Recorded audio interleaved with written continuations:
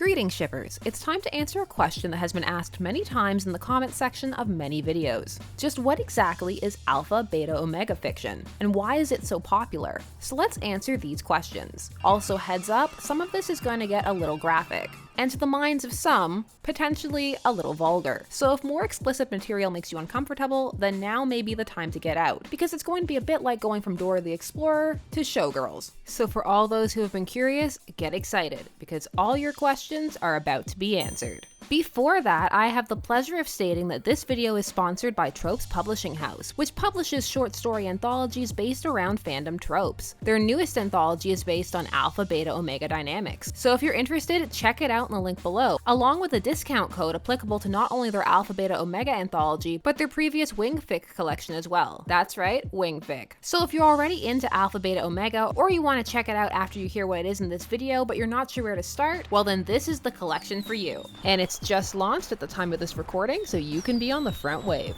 But before all of that, without further ado, let's get into it. So what exactly are alpha, beta, omega dynamics? Well, firstly, we must identify where does this occur. Alpha, beta, omega has become a popular fandom trope employed in fanfiction, based loosely off of wolf mating and societal dynamics. This trope applies this structure to the entire fictive world, creating narratives wherein the hierarchical structures, interpersonal conflicts, and mating rituals are governed by these rules, which we will define more clearly momentarily. This trope appears to have first emerged as a request on a supernatural kink meme in 2010, asking for this AU. An AU being an alternate universe piece of fiction, and a kink meme being a forum, usually a live journal or similar setting wherein people post prompts or ideas that they want to see turned into fics and or art. They are usually sexually based, hence the term kink, but can also be gen. Now on to the prompt that supposedly started it all. Heads up, explicitness begins now. Their world is just like ours, except in their world, there are two types of men. One is the alpha male, the other is the bitch male. Alpha males are like any ordinary guy, with the exception of their They work just like dog the not, tons of except. The bitch male is just an ordinary guy, without the special I'd like to see alpha male Jared and bitch male Jensen. Jensen is a snotty prude. Think Lady from Lady and the Tramp. He may be a bitch male, but he's not just gonna let anybody take a go at his sweet until he meets Jared. Bonus points for J2 being OTP. Jensen was a virgin before Jared, and now that they met each other, it's for life. Completely up to you if mating happens just anywhere, like in the middle of the sidewalk, in a park, etc., or on a more private level. Slowly but surely, more posts began to follow within the same fandom, as more and more people became intrigued by this world being built in these requests, and began to add to it, and so slowly the rules around it began to coalesce and form. Here's an example of another prompt. There are three types of men: alpha males, beta males, and omega males. Alpha males are like any ordinary guy, with the exception of their they work just like canines. The not, tons of strong breeders, etc. The beta male is an ordinary guy without the special Omega males are capable of childbearing and are often called males. Like most tropes, this one has evolved over time, and the rules have become a lot more refined, and some of the original ideas no longer resemble what the original prompt was, i.e. alpha males are now a bit more aggressive than just an ordinary guy. As a result of the fact that alpha, beta, omega is a world-building concept not tied to one specific fandom, you can find these types of fics across multiple fandoms. They pop up pretty much everywhere, however they are more prominent within certain fandoms than others. As the alleged originator, there is a fair amount within the supernatural fandom. Thanks to the canine/wolf element, there's also a fair bit in the Teen Wolf fandom. It is also fairly common in the Sherlock fandom, the Marvel MCU-verse, and the One Direction fandom, to name a few. The fact that it can cross so many spheres has led to this trope also being dubbed the Omegaverse, a name also playing upon the fact that this trope applies a set of rules to a work that are recognizable across all works within the verse, although there may be slight variations. This trope also tends to incorporate other tropes that can exist outside of it but lend themselves very well to this universe's rules. Some of these include mpreg, nodding, bonding, heats, BDSM-style relationships, and werewolves, just to name a few. So let's dive into some more about this world. Well, this society is generally structured around the three namesakes: alphas, betas, and omegas. The idea being that based upon which role the subject is born into, this determines their place within the societal dominance hierarchy that has itself been determined based upon the traits exhibited by each group. As in this world, the world has always been this way. The people also have certain animalistic qualities, such as scent glands on the neck, and generally have genitalia sized according to their class. It is possible to see some females with penises within this trope, trope, though that is pretty rare, as even seeing females in this trope is rare. This partially because it emerges specifically as a male-male request, and most fiction in these fandoms tends to be male-male anyways. In fact, in 2013, when the AO3 archive released its tallied fan stats, 90% of fics tagged ABO were found to be male-male. Now, the way the alphas, betas, and omegas are characterized is a blend of animal hierarchy and human hierarchies and behaviors applied to the words as well. So let's break them down. First, the alpha. The alpha is the dominant member of society and typically holds positions of power and authority within these fics, although it can become a source of narrative conflict if they do not wish to do so. Pretending to be an alpha or not one is a fairly common narrative occurrence. However, generally the alpha is also slightly cocky and pleased with their position. Society in these fics is usually structured either by or for the alpha's benefit. Alphas are the ones who do the impregnating of the omega class, and in these fics they are also prone to marking their betas and omegas to whom they are mated with their scent glands, as being mated to one individual is also a hallmark of these pieces, with a common conflict being a beta/omega going into heat without one's alpha around, and hence another alpha character has to take their place, also going into heat around an alpha and having to mate with them due to hormonal necessity, whether they are in a relationship or not. The alpha typically possesses a knot, and if they do, that will come into play if the author is explicit about writing some erotic content. The knot acts like it does in canines in nature, involving a swelling of the bulbus glandis that involves the penis swelling to such a size during ejaculation that it cannot be removed right away, and the two creatures must stay connected for a time. Knotting was around in fiction long before the Omegaverse, with clear uses occurring in the TNG Star Trek fics of the 90s,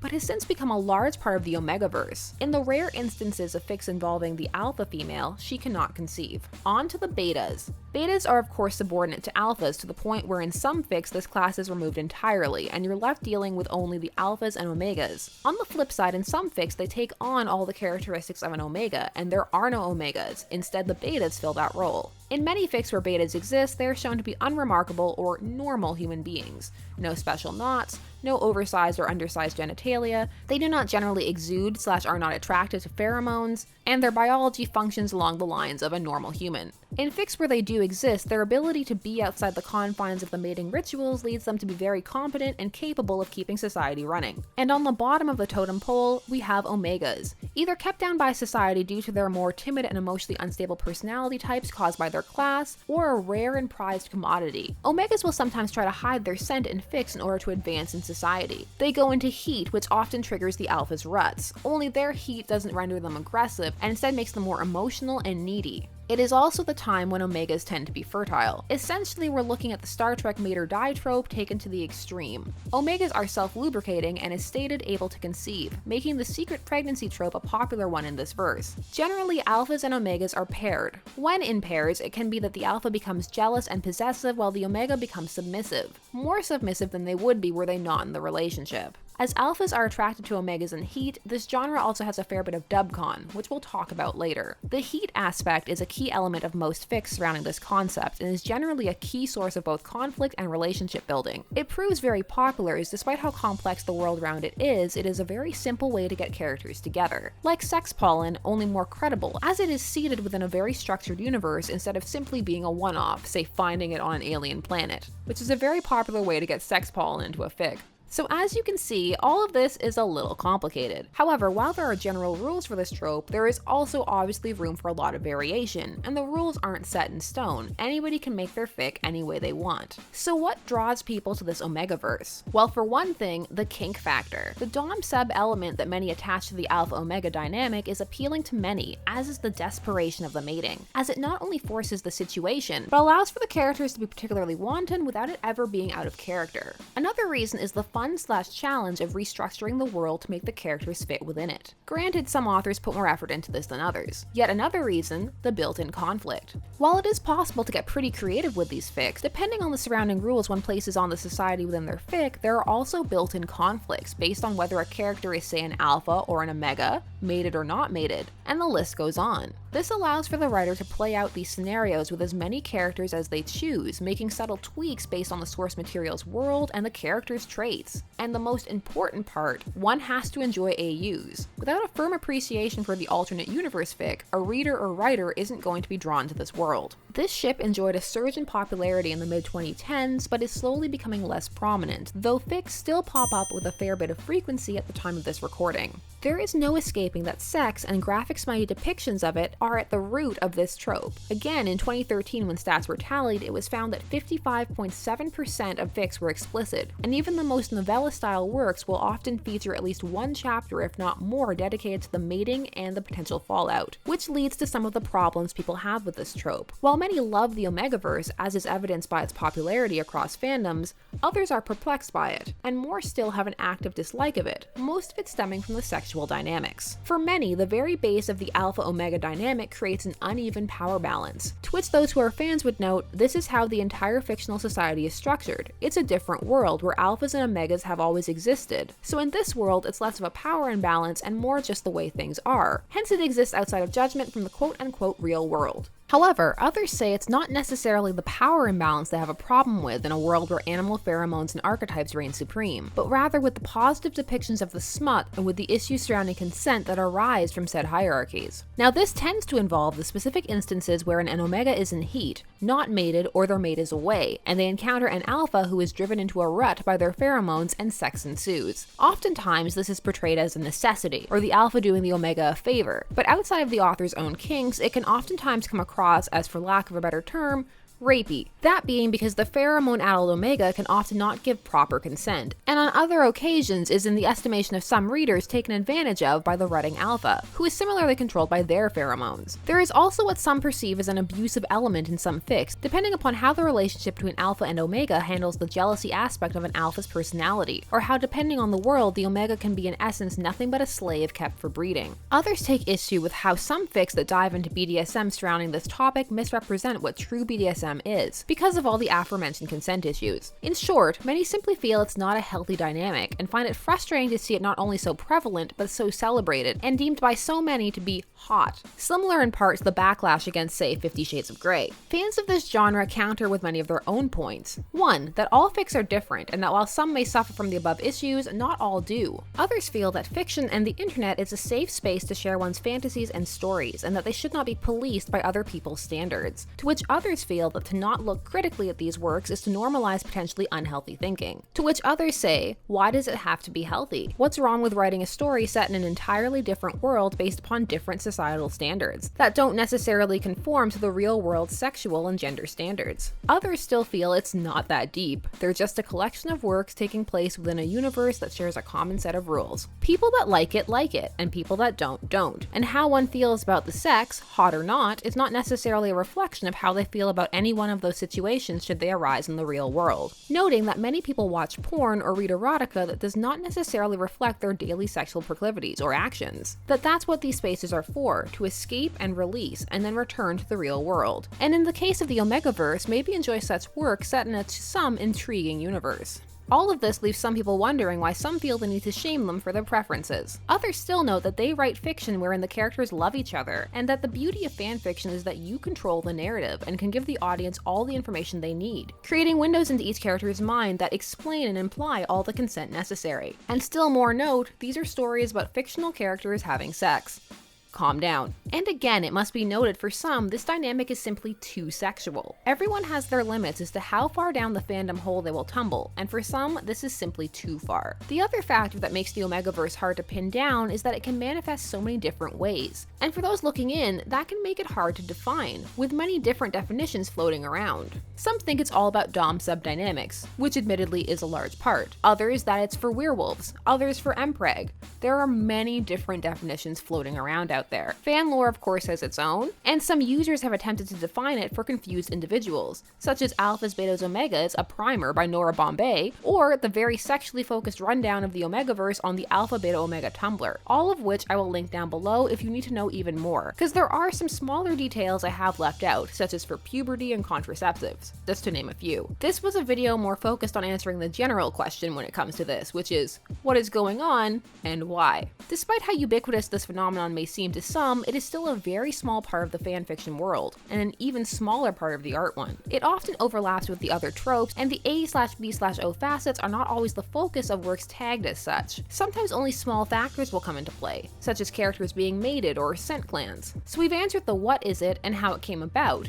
But why did it come about? Well, as is said, on the internet, if you can think it, it exists. The Omegaverse is a prime example of how one person's seemingly unique kink can actually apply to a great number of people who come on and add more and more to it based upon their own interests. Some bring more kink, others more world building, and others still come in wondering how it would play out across different fandoms. In that way, it is really quite fascinating when a headcanon can be shared by one and come to be known by many, becoming fanon, and all this from a request for a very smutty RPF fic. The fun thing about fandom is that it can be a place where, if not taken too seriously, everyone can indulge in their fantasies and have a good time. However, others note that fandom does not exist in a vacuum, and that it is still important to monitor what people are producing. Of course, there are times when things can go too far. In the case of Alpha Beta Omega, however, it often appears that people allow their personal distaste for the smut to reflect upon the morality of those who do enjoy it. As it so often does, it boils down to how seriously one takes their fandom and what effect one believes it has on the real world. For many, A/B/O dynamics is a chance to be creative and a little or a lot kinky. It is a trope like all the others, to be explored or not at the reader's or author's discretion, and if one finds it distasteful, well, that's what tags are for. The tags are your friend. Many people put a lot of effort into these works, with their intent being to entertain and share their ideas, and that too must be respected. If you love Alpha Beta Omega fics, that's great.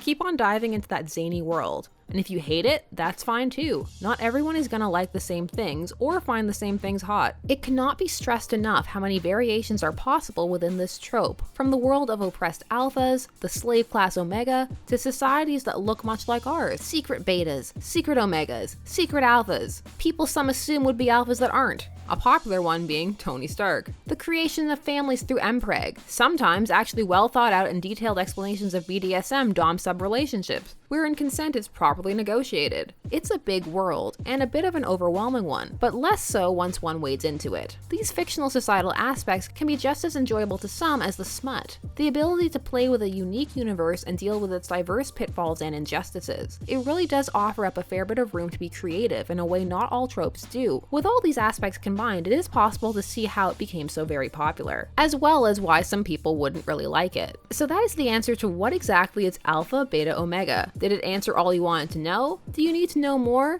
Because there is more. For example, the erasure of women in a lot of these fics, or why specifically people are drawn to writing about this trope in the fandoms mentioned. This video could go on for days, so let me know, and if you are at all intrigued, please be sure to check it out. And if any of this tickled your fancy, please don't forget to check out Trope's publishing house for their Alpha Beta Omega anthology, link down below. This has been Shipper's Guide to the Galaxy. Thank you so much for watching. Don't forget to like, share, comment, and subscribe. Special thanks to all my patrons for helping make this possible, and as always, stay tuned, for there are as many ships out there as there are stars in the sky.